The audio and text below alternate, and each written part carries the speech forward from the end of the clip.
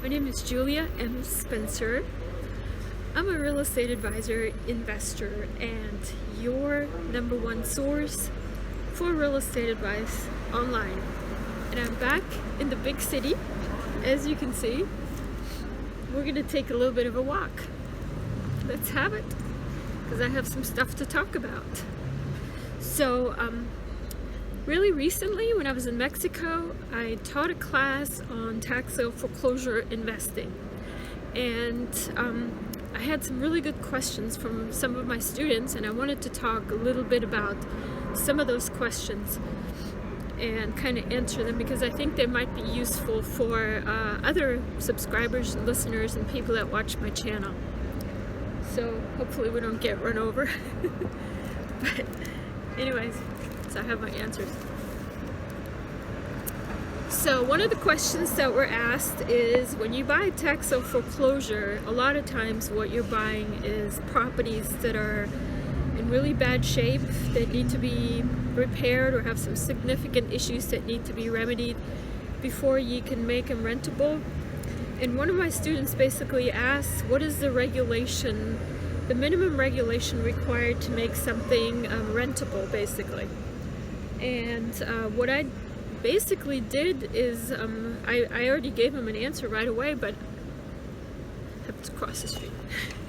I gave him an answer right away, but but I went and checked it, because I always want to make sure that I check with somebody else to make sure that I have the right answer.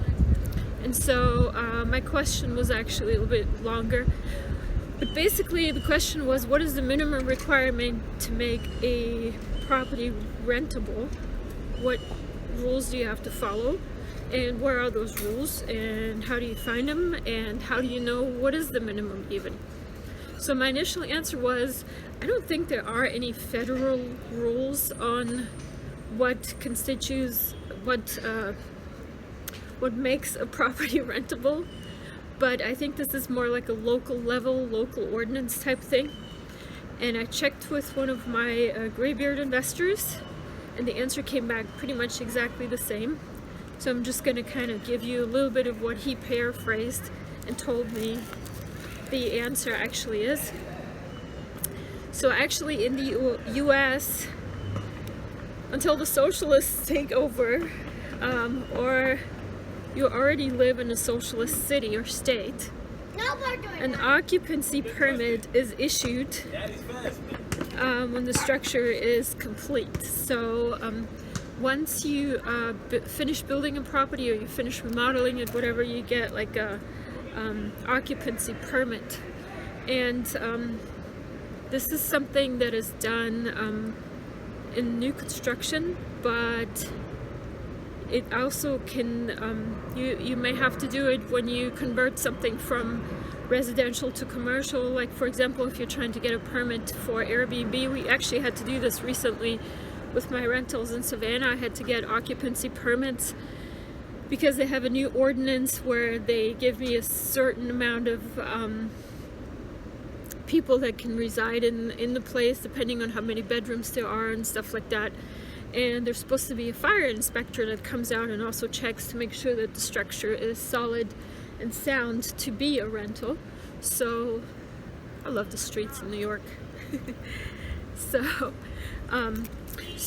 But what can happen once you have that occupancy permit and somebody lives in the property, you can actually get written up by code enforcement. And this has also happened to me, and that's basic. And the way it has happened to me is just because I buy these properties sometimes and they're sitting in redemption periods, and unfortunately what happens is that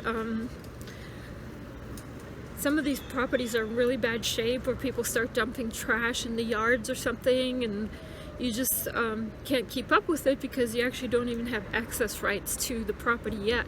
So you might get code enforcement on your back. And I actually, while I'm here in New York, actually my property manager told me I did get a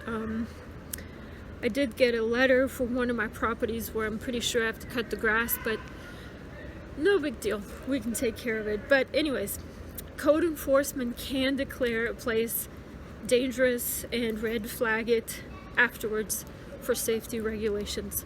And so whenever I tell people when they do their due diligence researching tax sale foreclosure properties, look at the picture if it's on the property assessment card. Sometimes you can see if there's like a yellow or a red sign in front of it, and you'll be able to actually know that red is basically, most times anyways, means that the property is condemned, and yellow means that the property is not condemned, but it actually is has code violations and safety concerns and stuff like that. So yellow is not the end of the world, but if you see something that's red, probably best to stay away, not to bid on that one if you can find out ahead of time. So barring that, and given that you comply with local regulations like smoke detectors and windows and exits aren't blocked, you're free to roll until someone complains. So the good thing, if you have Airbnbs or if you have tenants, is just kind of try to keep people happy. It's hard to do sometimes, you know, try your best to keep people happy. And if you have any kind of complaints, well, I always tell my tenants and my guests, like, if you have any complaints, then just tell me about it so I can fix it. Tell me first before you start calling authorities, because once the authorities get involved, it just adds a bunch of complexity and difficulty, and let's not even go there. So you're pretty much free to roll. Now, in socialist areas, like some of the Chicago suburbs, they require inspectors before the sale and rental, and that actually also applies for Section 8 rentals. Don't know if you've listened to my channel for a long time, but I've actually had a Section 8 rental maybe like 10-15 years ago, and every single year the freaking inspector had to come out and inspect something. And of course, it's their job to actually find something wrong with the property that they can write up, because that's their job. So they'll write you up for something, anything little, you know, whatever that they find that's makes any kind of sense. Sometimes it doesn't make any sense, but at least they've written you up for something. And then you have to remedy it, and then they come out again, and you just spend a bunch of money, and then you can roll again. So that's kind of like the process. Section 8 rentals, of course, if you don't know what they are, it's basically if somebody has Section 8 assistance, and basically what happens is that the tenant gets part or all of their rent money from the government, but the government, of course, is ensuring that you actually are providing a place that's decent to live in. So Section 8 rentals get inspected much more frequently, and because they're under a government program for the rent payment. So barring that, though, there's not really any kind of regulations on a national level that makes a property rentable or not rentable. These are all local regulations, so you have to be really aware of your local government ordinances and your local regulations, basically, to rent properties or to make them rentable. Another thing I wanted to add is that if you're starting to rent some of these tax sale foreclosures, to check with your planning and zoning department to see if there's any other issues that you need to be concerned about. Planning and zoning usually has regulations on improvements, or maybe how you can or cannot paint your house, for example, what color.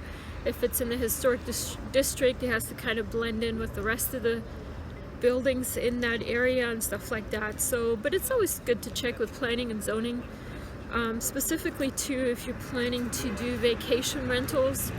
Vacation rentals are being cracked down, unfortunately. There's been largely unregulated for Airbnbs and such, but it actually has been changed a lot in the past, and now we're getting more and more regulated. So it's good to keep track of what the actual ordinances are, to follow them, so you won't be subject to a big fine or fee or anything like that. So I wanted to share that with you. That was the topic of this video, is what are the regulations to make a property rentable, specifically after purchasing it at a tax sale foreclosure. So before I let you off though, make sure you subscribe at the bottom of this video right here to my newsletter. Check out my audiobooks. You can download them anytime. And we do have classes and individual coaching. And feel free to post any questions, concerns, comments, suggestions at the bottom of this video. And I hope to see you investing very successfully very soon. Have a great day. For your free guide to real estate investing, visit juliamspencer.com.